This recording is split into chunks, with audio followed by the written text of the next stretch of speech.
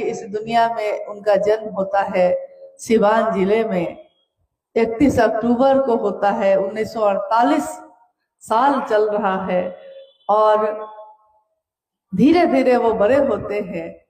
लेकिन आज जब भी हम पूछते हैं किसी से कि आपने शिव को गुरु बनाया है, अभी 2 दिन पहले एक व्यक्ति जो मुझको बिहार में मिले, उनके हाथ में कंगन था। मैंने पूछा आप भी शिव के शिष्य हैं? उन्होंने कहा हाँ। मैंने पूछा उनसे क्या आप साहब को जानते हैं जिनके कारण हम शिव शिष्य हो सके? उन्होंने कहा ये कौन है? मैंने नहीं सुना कभी। यानी जिसने दिया उसी को भूल गए। जैसे महादेव ने दिया तो महादेव को भूल गए, और जब किसी ने महादेव से मिलवाया तो उसी को भूल गए, उसी के बारे में नहीं जानते। मुझको जानते हैं, आपको जानते हैं। अरे हम ही हम हैं तो क्या हम हैं, और तुम ही तुम हो तो क्या तुम हो।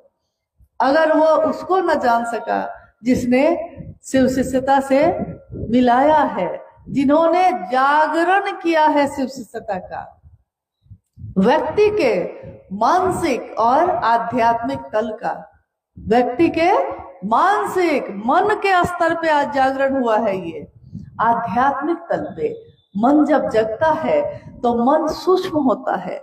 सूक्ष्माति सूक्ष्म सत्ता से मिलने के लिए सूक्ष्म चीजों से ही मिला जा सकता है। महादेव से मिलने के लिए भाव स्तर पे ही संपर्क हो सकता है।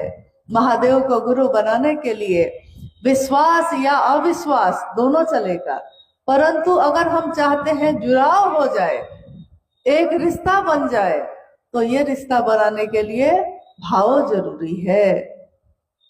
ये भाव होगा कैसे?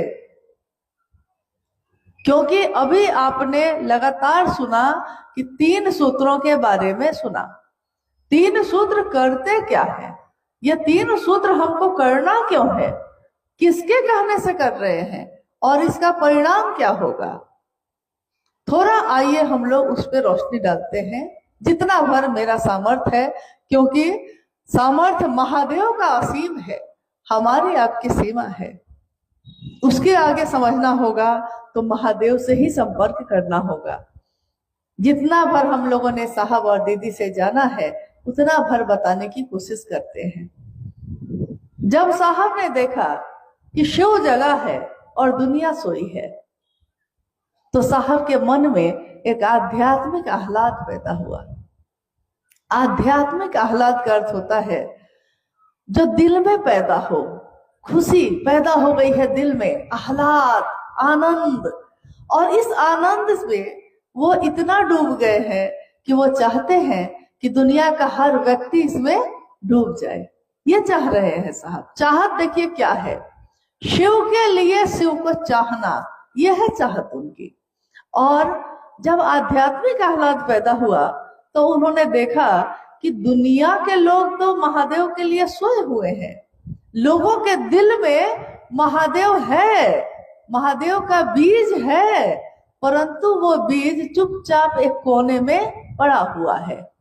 सबके दिल में भाव प्रकट है, लेकिन किसके लिए? सबके दिल के भाव प्रकट है मेरा पति, मेरी पत्नी। पति का भाव है, पत्नी का भाव है। मेरी माँ, मेरे पिता, यहाँ पुत्र का भाव है, पुत्री का भाव है। मेरा भाई, बहन का या भाई का भाव प्रकट है। दुश्मन, मेरा दुश्मन, दुश्मन का भाव भी प्रकट है। मेरा मित्र है, मित्रता का भाव भी प्रकट है। तो साहब श्री देख रहे हैं कि ये इंसान जो है, इंसानों की ये जो दुनिया है, इसमें दुनिया के, जगत के सारे भाव प्रकट हैं, परंतु शिव के लिए कोई भाव प्रकट नहीं है। तो उन्होंने देखा कि आखिर ये शिव का भाव कहाँ छिप के बैठा है जो प्रकट नहीं हो रहा। उन्होंने अपने जीवन की अनुभूति से, जिसमें सिंहेश्वर मधेपुरा में महादेव ने मात्र उनके इतना कहने से कि बुढ़ऊ इज्जत रखी है, प्रसाद ग्रहण कर लिया, तो साहब ने कहा कि महादेव की दया ही सब कुछ है। उन्होंने अपने जीवन के 1974 में जब उन्होंने शिव को गुरु माना, उस समय से लेकर 1986-82 तक में जो चीजें घटित हुई थी देखा था, उस आधार पर उन्होंने कहा कि